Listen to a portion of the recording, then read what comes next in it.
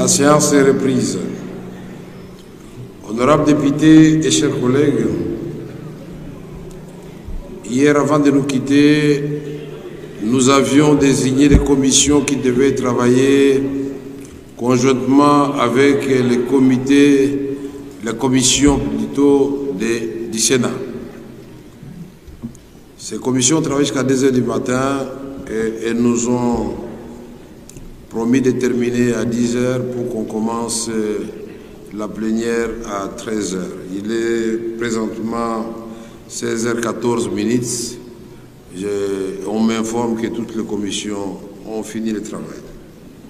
Premier élément. Deuxième élément, je voudrais demander aux honorables députés, mes chers collègues, vous qui avez le privilège de rencontrer le président de la République, il faut lui rapporter des choses vraies.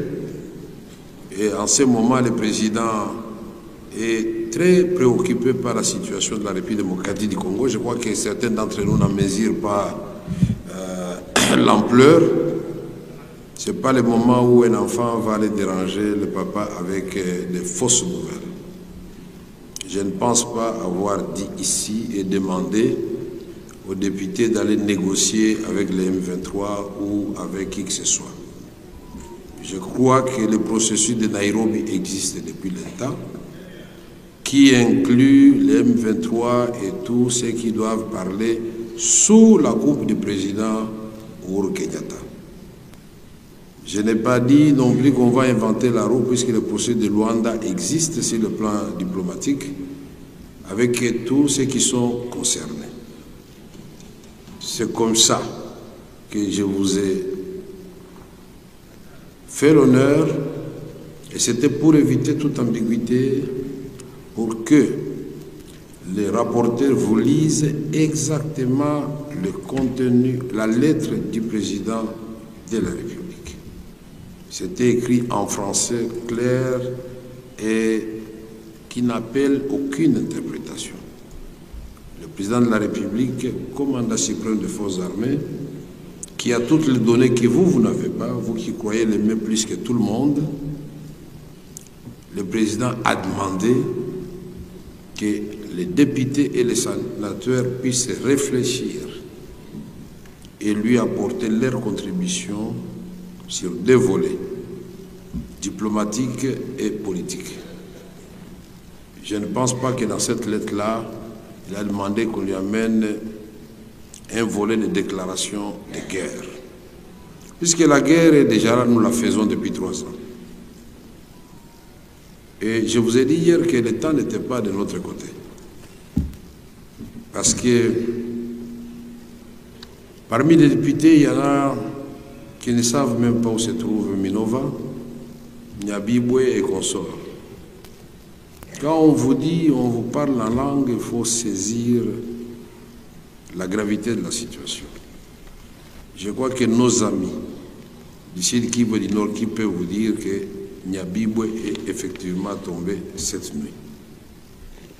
Ils sont à Iwusi. Iwusi, c'est à quelques minutes de Katana. Katana, c'est déjà la ville de Bukavu. C'est pourquoi je vous ai dit, est-ce que nous allons continuer à tourner en rond ou nous allons donner la matière au président de la République pour montrer que la République démocratique du Congo n'a jamais traversé une seule frontière avec ses voisins et que la République démocratique du Congo est attachée profondément à la paix, non seulement chez nous, mais aussi chez tous les voisins. Et je crois qu'en matière de l'art de la guerre, il faut des fois prendre l'adversaire là où il est faible ou le surprendre là où il ne vous attendait pas. Je croyais m'adresser vraiment à des gens déterminés et avec lesquels nous communions, puisque vous avez fait des interventions ici. Je pensais que nous avons parlé le même langage. Troisième élément, pour les habitués des forats ou des forums, c'est selon, comment vous allez mettre 10 commissions ensemble et commencer à parler sans un document de base? Le document qui vous a été distribué hier, nous avons dit que ça s'appelle document martyr. Vous pouvez même les déchirer et dire, bon, tout ceci, ça ne nous intéresse pas, nous avons un autre document. Mais en République démocratique du Congo, quand il y a un groupe de gens qui amènent une contribution,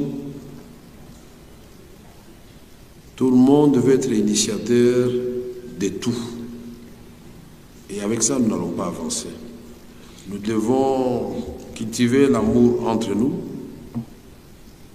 Et ce que nous faisons ici, c'est une sorte de sacerdoce. On n'a pas dormi, on attendait que les commissions terminent. C'est à 2h30 qu'on nous dira, bon, finalement, ils sont fatigués, ils vont continuer le matin. Mais entre-temps, nous devrions continuer à donner des coups de fil.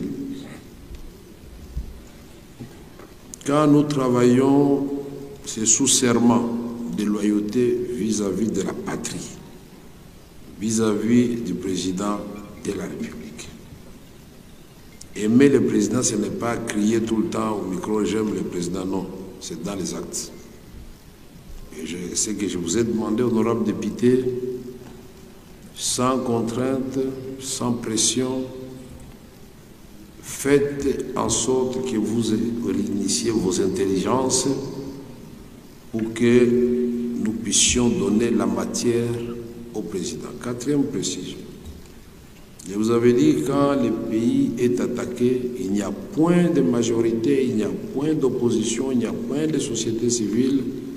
Nous devenons tous des soldats et des Congolais pour défendre la patrie. Il ne faut pas que certains croient que ce que nous faisons, nous le faisons pour 2 ou 3 personnes. Non, nous le faisons pour l'ensemble des Congolais. Nous avions un document avec une charpente très facile à exploiter. Je ne sais pas où est-ce qu'on va inventer la roue. Ce n'est pas la première fois que nous participons à ce genre de travail. Maintenant, on nous a dit la méthode qui a été choisie, c'est que chaque sous-commission fasse son rapport. Et à la fin, on va donner au bureau la tâche de faire un rapport à présenter au président de la République. Alors que vous, qui êtes souverain, c'est-à-dire la plénière, aurez pu adopter un rapport consolidé et être certain que c'est ces rapports-là que les 2 présidents des chambres ont déposés auprès de la présidente de la République. Mais quand vous nous faites confiance, on va suivre la méthodologie que vous avez décidée. Et donc, nous venons de commencer la séance. Je voulais faire ces précisions et soyez certain que je ne suis pas perturbé parce que je suis déterminé à défendre la patrie. Je suis déterminé à travailler avec vous, comme vous, à aider le président de la République à aller de l'avant. Je suis déterminé parce que il ne faut pas qu'on vous fasse le dessin. Le décor de la balkanisation est jeté. Et nous devons le défaire. Nous devons, chacun de nous doit faire en sorte que cela n'arrive. On ne sait pas ce qui se passe présentement sur le terrain, mais tout ce que nous savons, que les gens qui nous appellent sont apeurés. Et la plénière d'hier, pour les gens de Bukavu, de Goma et des autres territoires non encore conquis, c'était une plénière vraiment qui était attendue. Et ils se disaient, mon Dieu, si on peut toucher le cœur des députés, que ces gens n'arrivent pas dans nos maisons. C'est bien d'aller sur les réseaux sociaux, écrire, nous allons écraser ceci ou cela, mais ce serait mieux aussi que certains internautes puissent aller faire les reportages sur le terrain pour vivre les horreurs des gens qui vivent là-bas. Nous voyons dans la guerre en Ukraine les correspondants de France 24, de ceci et de cela.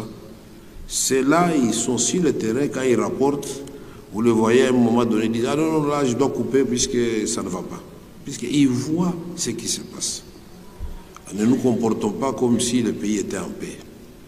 soyons en communion avec nos frères et sœurs qui sont durement frappés puisque nous représentons un seul corps, la nation congolaise. C'était une mise au point. Je voulais revenir la nuit pour expliquer aux membres des commissions, mais comme je l'avais déjà dit avant d'élever la séance, j'ai compris que pour certains, c'était tout simplement pour déranger. Mais si ça pouvait se limiter là, c'est bon. Mais il y en a qui ont écrit au président de la République, non, non, non, on est en train de vous trahir, on en va à l'encontre de vos orientations, alors que la lettre a été lue ici devant vous. Qu'est-ce que nous cherchons dans la vie quand vous voulez faire du mal aux autres? De façon délibérée. J'ai déjà souffert comme ça dans ma vie. Je ne vais pas vous énumérer toute la souffrance que j'ai endurée. Je ne crois pas que 10 parmi vous allaient accepter encore de travailler après ce que moi j'ai connu. Je l'ai fait par amour pour mon pays, je l'ai fait par amour et par amitié et par loyauté pour le président de la République. Et si les gens ne voient pas ça, Dieu le voit. Merci.